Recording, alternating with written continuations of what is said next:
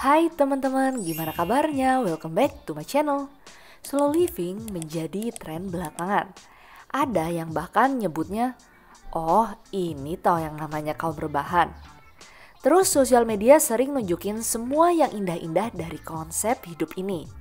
Bahkan aku juga pernah bahas di videoku gimana sih slow living bisa bikin kita lebih happy di videoku yang ini. Mungkin beberapa orang bisa paham dengan itu, apalagi yang sekarang lagi ngalamin dan emang mengkiblatkan hidupnya ke arah itu.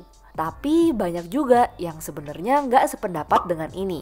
Mungkin udah pernah ngalamin, terus ngerasa nggak cocok, atau bisa jadi juga belum pernah ngalamin. Belum ngelakuin tapi ngerasa gaya hidup ini tuh nggak realistis. Di video kali ini aku mau bahas tentang 5 hal toksik dari hidup slow living.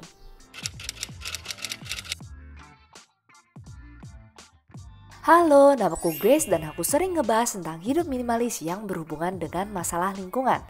Aku upload video setiap hari Jumat, jadi jangan lupa nyalain lonceng biar nggak ketinggalan video baru setiap minggunya.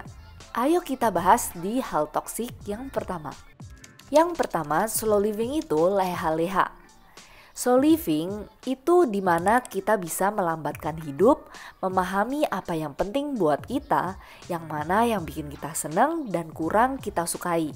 Ini bisa dorong diri kita buat sering ngelakuin yang kita anggap penting. Jadi sebenarnya konsep rebahan dan leha-leha kurang pas sih buat jadi acuan slow living ini. Slow living juga bekerja keras, tapi kita selektif. Bukan kayak sebelumnya yang semua dilakuin. Contoh dari ini misalnya, aku menghindari fast food karena berpikir kalau makanan ini kurang sehat. Akhirnya aku belanja makanan sendiri di supermarket, ngelakuin meal prep mingguan, memasak, biar bisa memenuhi gizi harianku dan suamiku. Ini nggak leha-leha, karena butuh effort buat mencari tahu menu apa yang sehat, ke supermarket dan masak. Malah cenderung lebih capek dibanding langsung ke restoran. Bahan makanan yang kubeli juga sebisa mungkin menghindari proses food. Bumbu instan emang masih dibeli buat mempermudah proses memasak, tapi jumlahnya dikurangi. Walaupun jatuhnya lebih capek, tapi karena aku nganggap gizi ini penting dan lebih murah jatuhnya dibanding beli makanan sehat secara online, aku bisa tetap senang melakukan ini. Di badan enak, bisa terhindar dari penyakit yang kebanyakan bersumber dari makanan. Contoh yang aku ceritain cuman sebagian kecil dari konsep slow living yang aku jalani. Melambatkan dalam proses memasak biar bisa dapat kualitas makanan yang lebih baik. Konsep ini bisa dilakuin di segala aspek kehidupan yang menurut kita penting. Yang kedua, slow living gak bisa dilakuin di kota besar. Di era yang serba cepat ini, konsep slow living sering muncul dan menjadi topik yang menarik buat dibahas. Ini dilakuin buat ngelawan konsep serba cepat yang mulai membuat kita stres dan susah menikmati hidup. Konten-konten di YouTube sering memperlihatkan konsep slow living ini cocok dilakuin di desa atau paling nggak pokoknya bukan di ibu kota lah. Karena di ibu kota itu banyak tuntutan sana sini, apa-apa mahal jadinya nggak relate.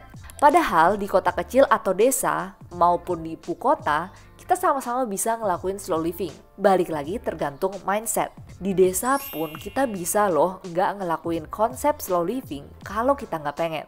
Buat aku yang tinggal di sebelah ibu kota, di Tangerang Selatan, aku milih buat hidup secara slow living dengan menjalani hidup secara minimalis. Konsep minimalis ini menekan aku buat berusaha meminimalkan barang yang aku punya, menurunkan rasa lekat terhadap barang, dan menggantinya dengan kegiatan yang menyenangkan bagiku.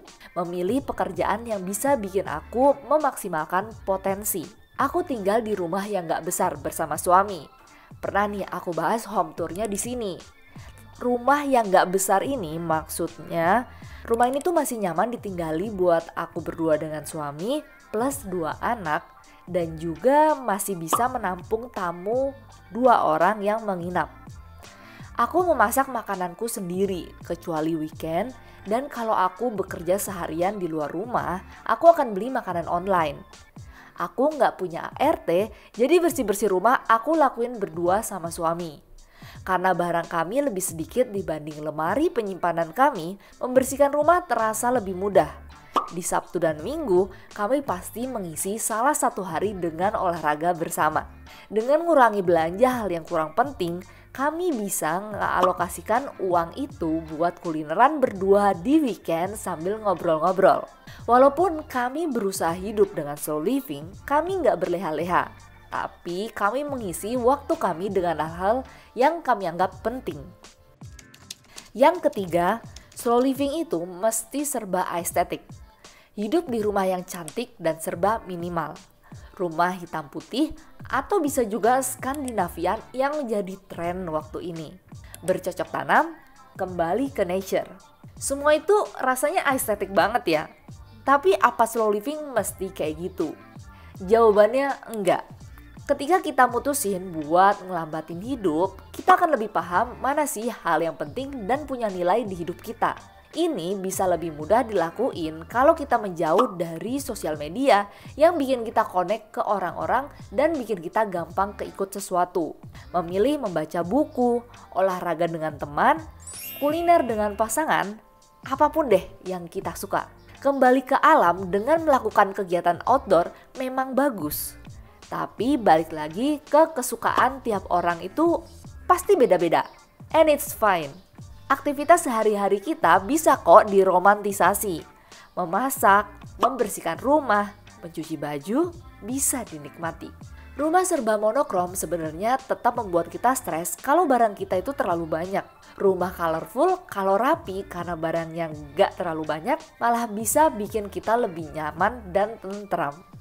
Yang keempat, slow living cuma bisa dilakuin kalau masih single atau hidup berdua dengan suami. Karena biaya hidup yang tinggi, banyak orang yang menyimpulkan kayak gini. Gak mungkin kita gak kerja keras kalau ada tanggungan anak. Gak mungkin kita bisa menjalankan hobi kalau gaji pas-pasan. Dan masih banyak alasan lainnya. Aku ingetin lagi, slow living itu gimana kita bisa tahu apa yang kita suka dan gak suka. Sampai di sini apa jelas? Sebenarnya dalam hidup kita banyak dikotak-kotakin sama lingkungan. Kalau kayak gini namanya nggak tega ke anak. Kalau begini namanya kita nggak baik ke orang tua. Kalau begini kita berasa pelit banget. Please deh, stop mikirin komentar orang lain. Karena yang menjalani hidup ya kita sendiri. Kalau kita bisa berpikir secara logika tanpa perasaan dan gengsi, kita bisa kok hidup berkualitas versi masing-masing ya. Dengan pendapatan masing-masing juga. Teman yang baik gak akan ngejauhin kita karena kita berubah. Apalagi kalau berubahnya ke arah yang lebih baik. Mereka akan senang kalau kita juga senang. Ketika ada tanggungan anak, siap gak siap, memang ada sebagian pendapatan yang dialokasikan buat pendidikan dan happy-happynya anak. Pendidikan menyesuaikan pendapatan kita. Happy-happynya anak. Gak harus kok ngasih iPad biar dia senang. Gak harus kita main di mall supaya dia senang. Kita bisa ngasih mainan edukasi yang berbeda, misalnya secara DIY atau sewa mainan. Atau bahkan kalau bisa membaca, kita bisa membelikan buku. Bisa buku baru, buku yang dipinjam, dan buku pre-love. Semua bisa disesuaikan. Yang kelima, slow living itu membosankan. Kita terbiasa ngelakuin berbagai kegiatan cepat di zaman serba cepat ini. Bicara aja bisa lewat telepon. Gak harus bertatap muka biar lebih efisien. Ngurangin proses food yang bikin kita butuh waktu lebih lama buat memasak. Belanja bisa lewat internet tanpa harus ngelihat, coba, dan ngerasain benda yang pengen kita beli. Dan banyaklah hal instan lainnya. Ketika semua itu dilambatkan, jadinya itu membosankan banget. Kita lebih susah menghargai proses karena kebiasaan selama ini. Padahal menurut insideoutclub.org dijelasin kalau rasa bosan bisa memancing kita buat lebih kreatif dan sangat baik buat kesehatan mental. Ketika kita menjauhkan diri dari sosial media dan melakukan rutinitas setiap hari yang cenderung sama, kita akan merasa bosan. Dan saat bosan, kita akan berpikir tentang hal-hal yang selama ini nggak kita pikirkan. Dari situlah tercipta ide baru. Ketika kita merasa bosan, pikiran kita juga akan lebih rileks, yang mana sangat baik buat kesehatan mental. Gak overwhelmed sama semua yang ada di sosial media. Jadi itulah 5 hal toksik dari hidup slow living yang mesti dipertimbangkan. Kalau teman-teman ngerasa postingan bermanfaat, jangan lupa kamu klik like button dan share video ini ke teman-teman kamu. Thank you for watching. See you on my next videos.